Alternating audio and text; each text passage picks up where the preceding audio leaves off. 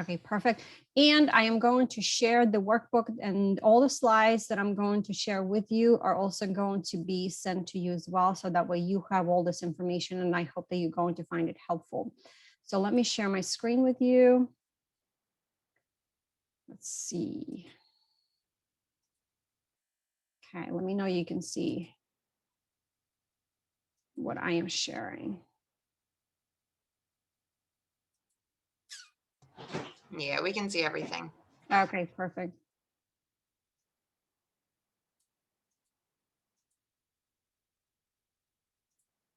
Okay, cool.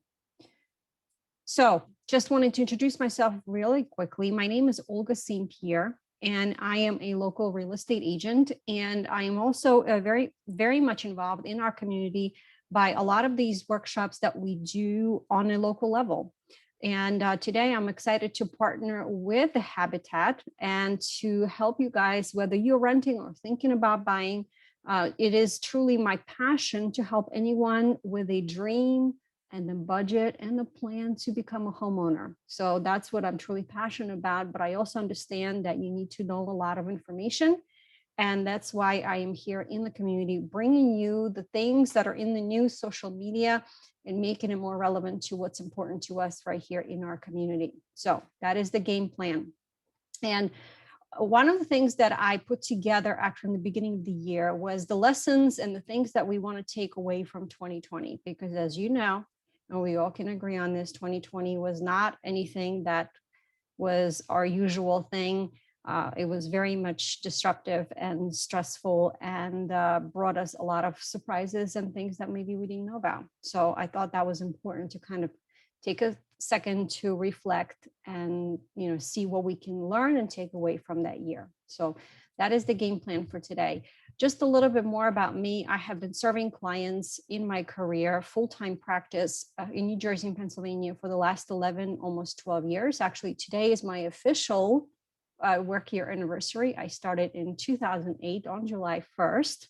I just realized that, so that's pretty cool. And yes, we work together with our community members to help them become homeowners. And once you do, or if you're still in the process, we help you be a sustainable and responsible homeowner, because as you know, becoming a homeowner and homeownership is a big investment, and you want to protect it and make sure that you love it and you enjoy it, right? We can help move anyone in the United States and Canada. It's important that you have someone as part of the team to help you make it as least stressful as possible. So if you know anyone who is thinking about making a move, your friends, coworkers, someone at your church, we're more than happy to help them. So please let us know. And our concierge service, we're here for you on a community level, in the sense that if you are looking for any recommendations, think of us as your virtual yellow pages. If you need any financial recommendations, you need an attorney, you need maybe just a contractor or some muscle to help you do something, right? Move boxes, declutter, whatever it is that is on your mind, we are happy to help you. So please don't hesitate to reach out to us for that information as well. We're always around. So lessons of 2020. So let's jump in and talk about this, right? The number one thing that we have all learned, and I think you will agree with me, is that change can happen overnight, whether it's small or drastic. We all experienced it. All of us experienced it, right? It's not just certain people. And a lot of those things were out of our control. And that is the hardest thing to kind of focus on and to kind of grasp, right? And a couple of years back, a friend of mine told me that it was really two things that we can control. And this is what I chose to focus. This is what I talked to when I was checking in on my clients, on my family members, on my friends. We were all discussing this, is that we can only control how we think, and what we do, right? That our thoughts and our actions. And we really can't control what's happening around us. So understanding this and just being mindful about it, it's actually helping me move forward and kind of unpack things and say, okay, well, 2020 derailed some things, but what can we do? How do we learn from it so we can move forward? And what is it that I can do with my own action? Right. So what we thought about in terms of real estate owning and renting were a couple of things. So suburbs are now preferred over city living.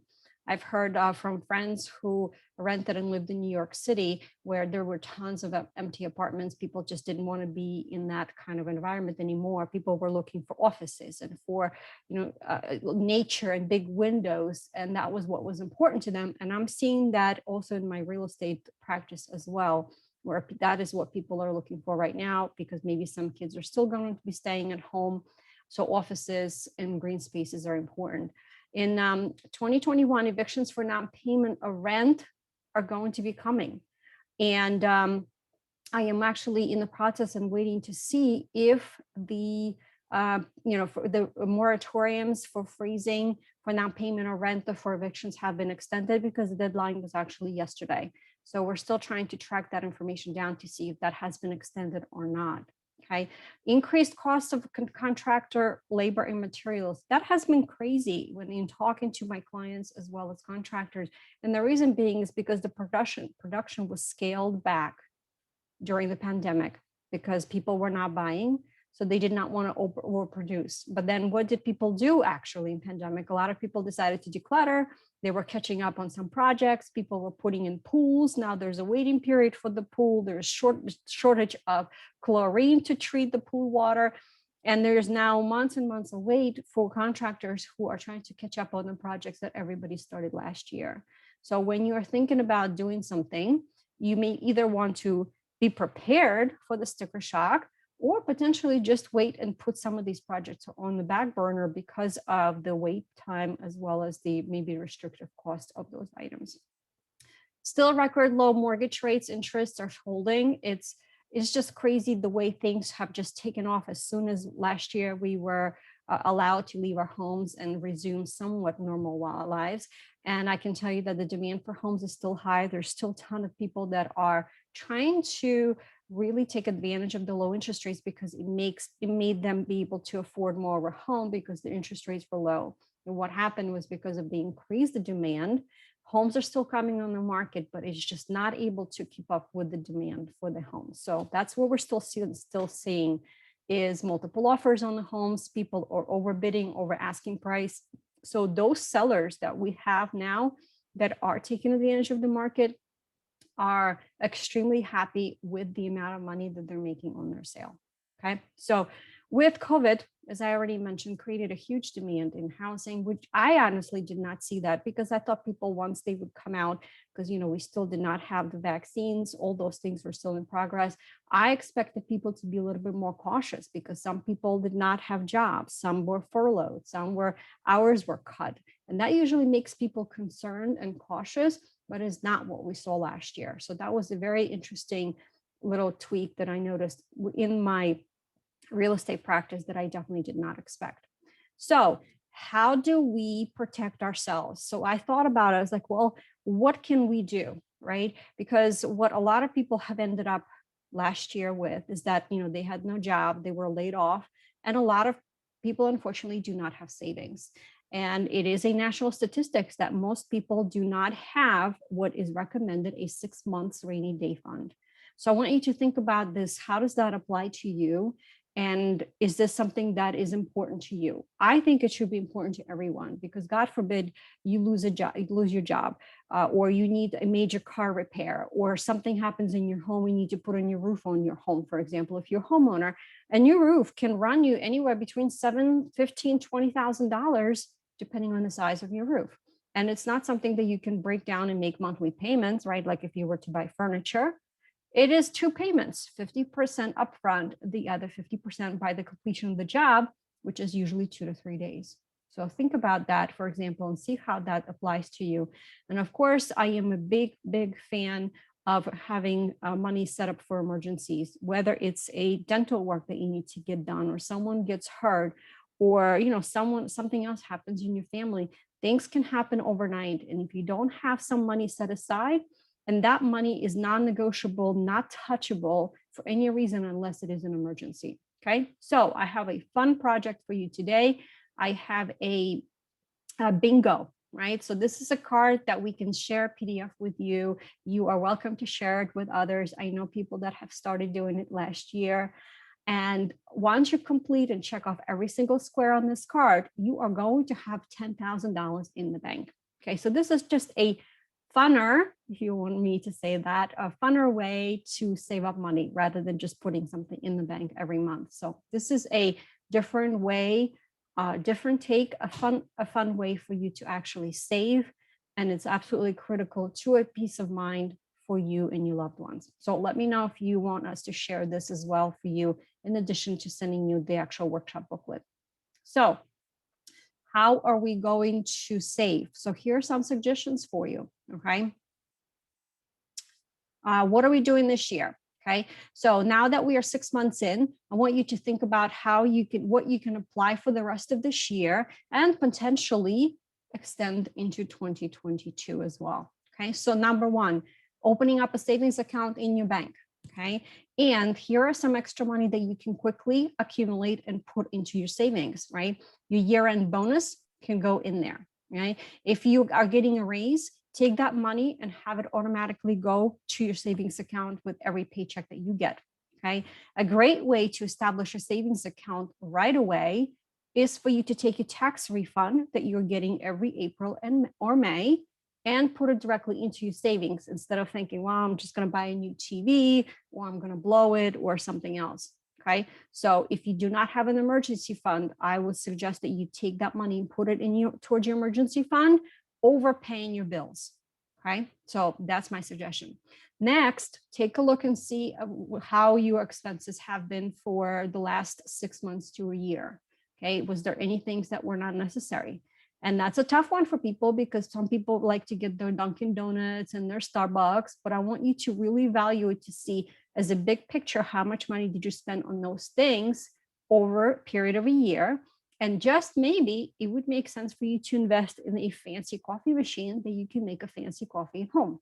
And that will save you money if you really like, having a fancy coffee drink as an example. Okay. You also need to look at your important monthly expenses, right? And those are really just a few things, really. It's your rent or your mortgage, your utilities, and your food. Those are the three things that you absolutely have to have. Those are your number one things, right? It's so the roof over your shoulder, utilities, and your food for you to survive. Everything else is a choice. Everything else is an addition, okay? And based on those reviews, what can you change for the duration of this year and potentially start building some plans for next year, okay?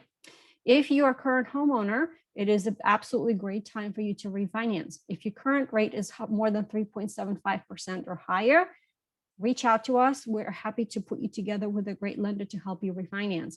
I definitely did. I refinanced the end of last year and my monthly payment went down by a couple of $100. So I was thrilled. So think about this. A couple of $100 is, a food bill for you. For some people, it could be something that they use, every 2 weeks to go grocery shopping. Next, don't forget to focus on your mental health. And, this was a huge discussion last year because kids are home and everybody's home and everybody's working and studying from home, and you have pets and you have parents and everybody's tucked in their corners because that's all you have, right? So think about mental health as, what can I do? Because this is a situation that I'm in. What can I do that I can control? Right? We're going back to those things. We're going to control our thoughts and we're going to control our actions. So I want you to think about and reconnect with your hobbies. What is it that you enjoy doing? Right? I'm sitting next to my garden outside because I love veggies. So I have tomatoes and cucumbers that are growing there. And that makes me happy. So I want you to think about it. If you want to kind of strategize and write some things down, okay? Turn around the Zoom, because that's what we're on, right? And Zoom has been a lifesaver for the last 18 months. And look at some of the other free classes that are offered on Zoom as well as on YouTube. You will be shocked and amazed at some of the amazing things that I have found on Zoom for free. I attended a class on history of different Broadway shows. Someone else taught how to make that design in foam in your coffee. Right? There's tons of classes that you can attend on YouTube. You can learn how to salsa or Latin dance or anything and anything you can possibly think about. So think about what your hobbies are, maybe some things you can do with your kids or your grandkids. and focus on those and take the time to do those as well, right? Put them as your appointments in your calendar. Next, of course, you need to focus on your physical health. Last year, I continued because I started this back in 2019, walking with my friend once a week. We walk usually on Thursday or Friday mornings, and we go in the park and we do, I think it's a 2 or 3 mile loop, right? We just park and then we do the loop and then we go back to our cars. And it has really helped me because we talk about our kids and our family. We also are in the same career field. So we talk about our work challenges.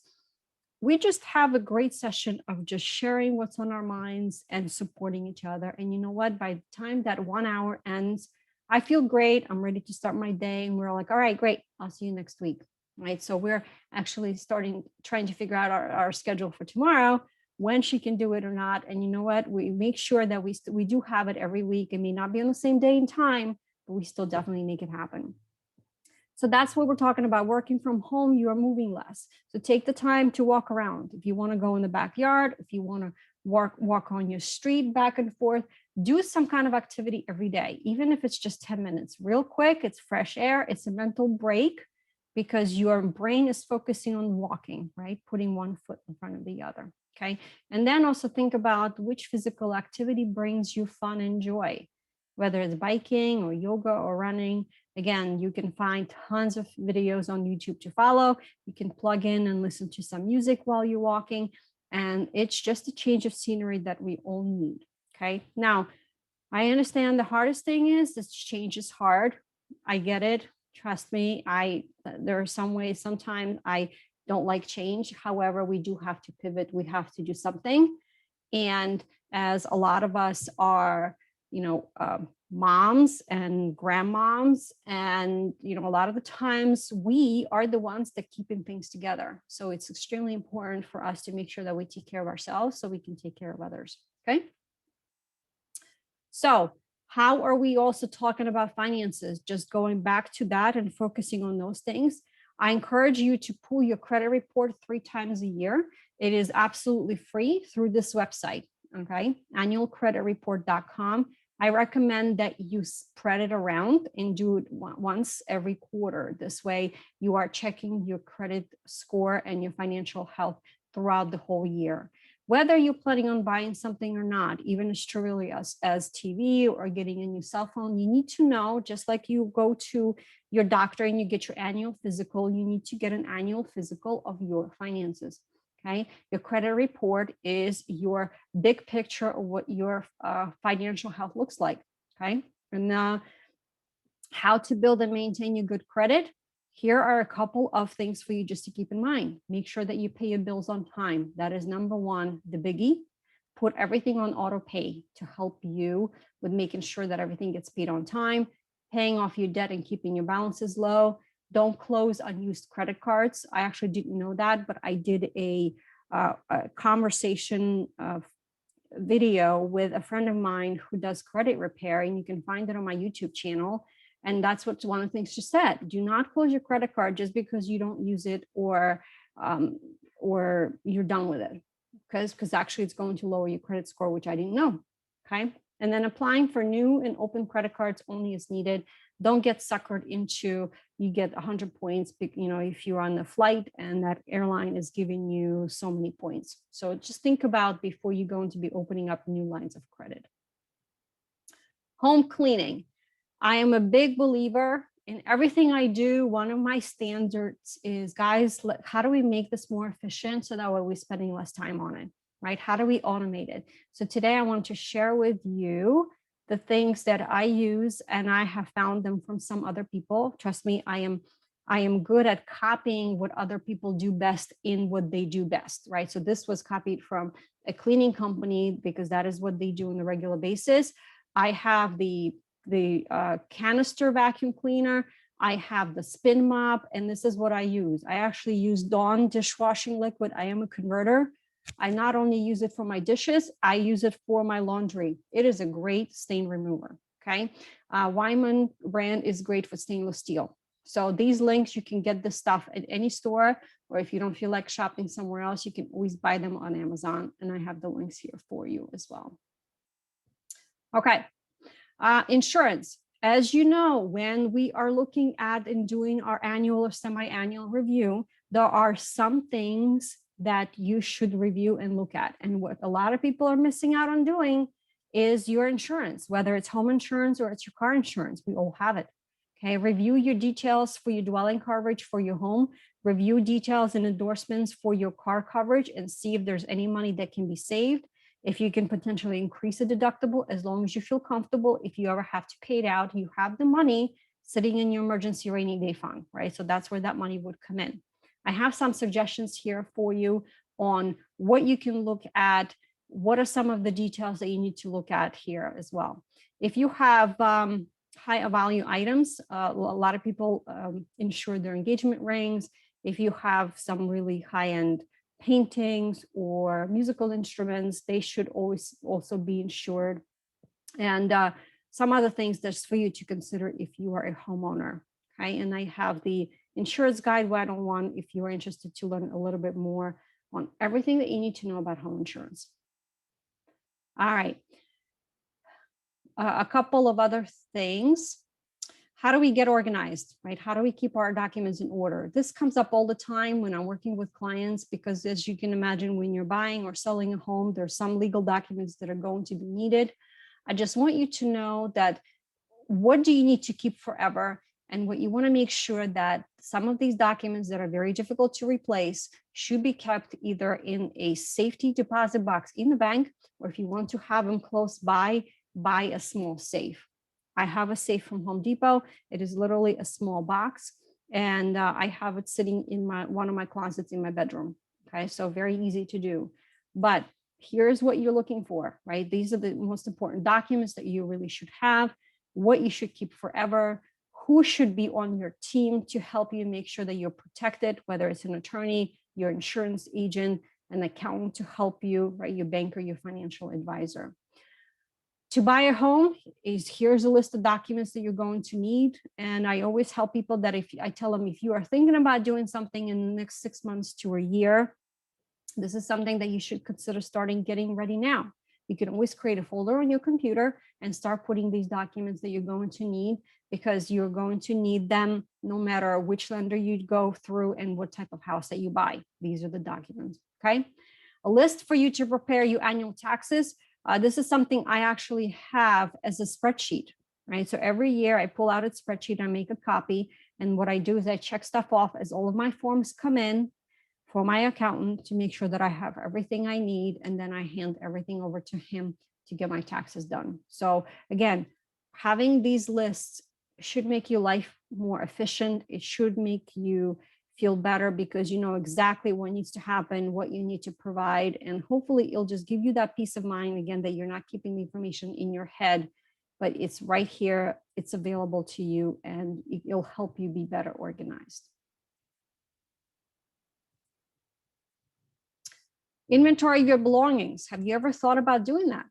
All right, if you look at the picture, it's actually a picture of a house that is a few houses down from a friend of mine. The family went out to dinner on Friday night and they came back to that. What happened was the husband was sitting on the porch smoking a cigar, and then he forgot to put it out. And as you can see, the end of history. And one of the things that I talk about, I know a very good insurance adjuster. And I asked him, I was like, hey, Mike, and this really, really freaked me out actually, because I drove by the house quite a few times while, it sat like this for months until, the homeowners went through their insurance, went through the adjuster. And I called them, I said, listen, what do I need to share with others to make sure that they're prepared if God forbid something like this happens? And this is what we came up with. Okay, you absolutely need to have a personal inventory of your belongings. Here's a good list for you, because the insurance company is going to come back and say, okay, well, you need to make us a list of things that you were in your house so that way we can reimburse you as part of your policy. We're going to help you rebuild your home. We also need to know what was in your home. And then what are you going to do? You're going to start mentally going through your home. Probably not a good idea when you're already tired and frustrated and you're living in a hotel room. Okay. So to save yourself, and yes, something to plan ahead for, God forbid if something happens. And yes, you need to think about these things because you don't plan for them to happen, but you definitely want to be prepared. And again, it's going to make your life a lot easier. If you know of anyone else who might be interested in something like this, you are welcome to share this home inventory sheet. Just click on the link and we will get a copy out to you. All right, duct cleaning. This is a biggie, guys. Our dryers, our lint gets accumulated there. I am actually showing you a dryer vent from my client's house that I helped her clean out, because the buyers did an inspection and the vent was almost completely clogged. And from what I understand from firefighters, that is a number one issue that can cause a fire. So this is something that you should be doing every 6 months. Winter is a great time to schedule and do those repairs. You need to clean your vacuum vent. You need to actually change out your filter, vacuum the back of your fridge, whether the home is yours or not. Even if you're renting, you should be doing this because it is for your own safety and for your own protection. So that is what I wanted to share with you, because I promised you I was going to get you out in 30 minutes. So as you can see, I have a lot of things that I wanted to share with you and provide you with the information. I am definitely going to get this deck of slides out to you. And again, just wanted to remind you that we have copies of all the important documents that I mentioned to you in this presentation. We have copies of the videos as well that I already mentioned to you that I did. So you can always go back if you are looking for any more information or for any people to help you, right? That's part of your team to help you manage your life better and make things easier for you. Please let us know. We are here to help you. And that's what I wanted to share with you today. So I'm going to stop sharing my deck and just wanted to see who has questions. I know this was a lot in a short period of time. Hi, Christina. I have a question. How do you clean behind your refrigerator? Like, are there people that can help you move your refrigerator to do that? I do it myself. You can just roll it out. The fridge is on the wheels. So if you have kids or somebody else, one grabs one end, the other one grabs the other end, and you roll it out. And then you just take the vacuum cleaner and you clean it out. That's actually one of the reasons why the refrigerators break so fast, is because the coils in the back get dusty and they get clogged. So that's one of the simple ways that you can actually extend the life of your appliances. Exercise, girls, exercise. We're moving things, right? All right, who else? A quick question regarding cleaning. Hi, my name is Raul. Hi, Raul. Hi. Regarding cleaning, the vacuum, your dryer, what's it called? The hose for the dryer. When you take that off, like, is it clogged the whole hose? Do you just basically like get a vacuum to clean the actual hose, or do you have to actually pay for someone to actually do that? A lot of people have somebody will come in and do it. I actually purchased a special, it's called the dryer vent kit. Okay. And it's like a stick that you can make bigger and bigger, and it's got a brush at the end. So you can use your hands, and then you put, you make the stick longer depending on how long your hose is. And you really should get that brush out completely to the outside. Okay. And what I used too, in the pictures that I showed you, I actually used the leaf blower to blow the stuff out. So first you kind of dislodge everything with the brush. Now remember, I'm not a professional on this, right? This is how I watched some videos on YouTube, and this is what I did. And I was able to clean my vent and help my client do that. And she was comfortable with me helping her. Some people don't feel comfortable doing that, and that's okay. And there are some professional companies that will come in and help you and show you how to clean your dryer vent. So, but the leaf blower worked great. Once you dislodge all the stuff in there with the brush, it just blows all the stuff out. Yeah, you could save a lot of money by doing it yourself, because I'm assuming if you actually get a professional, they're going to charge you an arm and a leg to do that. Absolutely. Yeah, we do it ourselves. And I show the clients how to do that if they feel comfortable. So you buy a kit. We bought one at ours at Home Depot. And then, you use the brush, and then we use the leaf blower just to push everything out, because it's, really strong wind.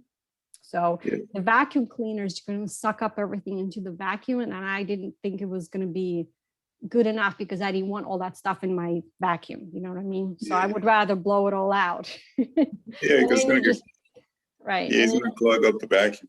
Exactly. And then you just go and collect all the stuff and you will not believe how much stuff sits in Yeah. there. So it's something that's important to do at least twice a year. Well, actually, my mom, she has a home and she hasn't actually done that in probably 10 years. So it's definitely something that I'm going to talk to her about. Because, you know, you never think about these things when you Nope. have a home. I never thought about any of that. So I definitely got to talk to her about this. Yeah. Absolutely. Yeah, absolutely. All right. Anybody else had any other questions? All right. Well, we will get you the deck, Taquana. We'll get you all the information that you can distribute. We hope you found this speedy little session on things to know valuable and helpful. And again, if anybody wants to share some other tips and tricks, you have my contact information in the deck. We love to hear from people and to see how things made a difference in your life. So because that is our goal, is to make things simpler for you, more efficient. And we're always here around in our community with anything else you might need. All right. Taquana, again, thank you so much for allowing me the opportunity to speak to you guys and to be present in the community, and always appreciative of what you guys are doing as well. Thank you, Olga, and thank you for spending your time educating us all. Thank you so much. All right, everyone, have a great afternoon. Happy July 1st and happy 4th of July upcoming weekend. Enjoy, everybody, and then we'll see you soon again. Thank you for your time. Absolutely. Good. Have a good one, everyone. Bye-bye. Okay. Thank you.